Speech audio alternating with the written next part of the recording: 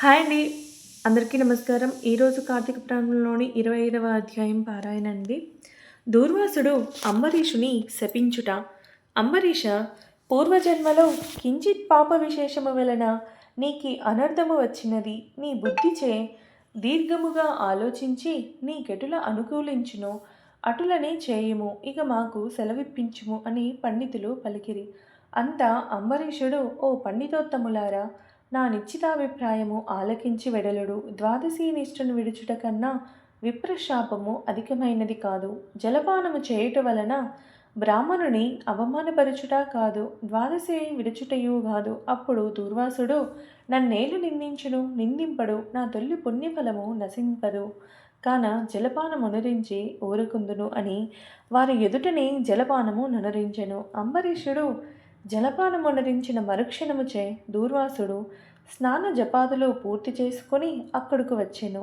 వచ్చిన వెంటనే ఆ ముని మహారౌద్రాకారుడై కండ్ల వెంట నిప్పులు గ్రక్కుచు, ఓరి మదాంద, నన్ను భోజనానికి రమ్మని నేను రాకనే నీవేళ భుజించితివి?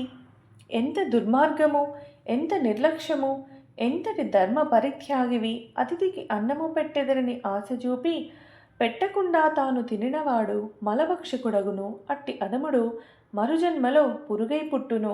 నీవు భోజనమునకు బదులు జలపానము చేసితివి. అది భోజనముతోనే సమానమైనదే.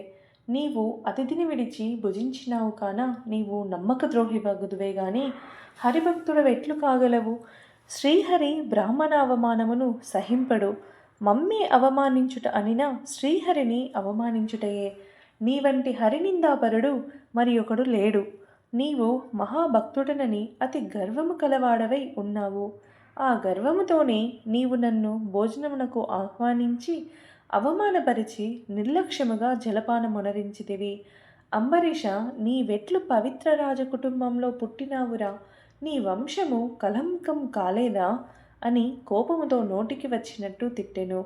అంబరీషుడు ముని కోపమునకు గడగడా వణుకుచు ముకులిత హస్తములతో, మహానుభావ, నేను ధర్మహీనుడను. నా యజ్ఞానాంచే నేనీ కార్యము చేసి తిని, నన్ను రక్షింపుడు.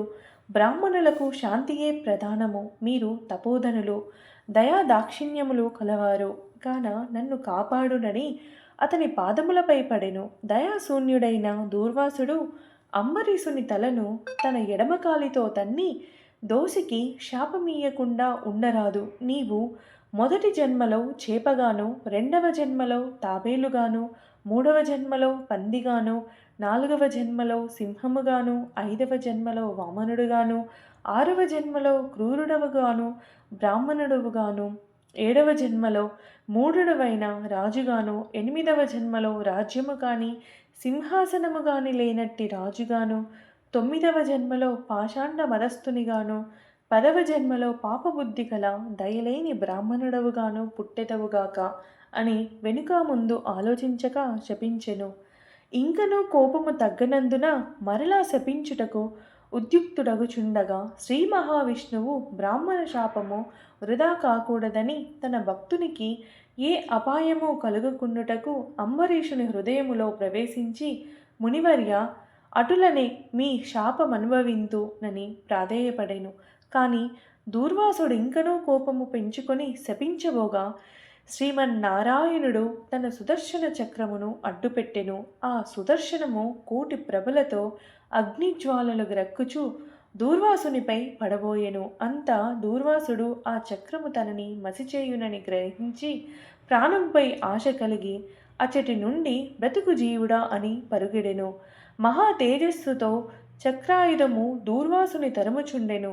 దూర్వాసుడు తనను కాపాడమని భూలోకమున ఉన్న మహామునులను దేవలోకమున కడిగి దేవేంద్రుని, బ్రహ్మలోకానికి వెళ్ళి బ్రహ్మదేవుని, కైలాసమునకు వెళ్ళి పరమేశ్వరుని ఎంత ప్రార్థించినను వారు సైతము చక్రాయుధము బారి నుండి దూర్వాసుని కాపాడలేకపోయిరి. ఇట్లు స్కాంద పురాణాంతర్గత వశిష్ఠ ప్రోక్త కార్తీక మహత్యమందలి పంచవింశోధ్యాయము 25వ రోజు పారాయణము సమాప్తము. ఓకే ఫ్రెండ్స్, ఈరోజు అయితే 25వ అధ్యాయం పారాయణ అయితే ఇంతటితో ముగిస్తున్నామండి. Okay friends, bye bye.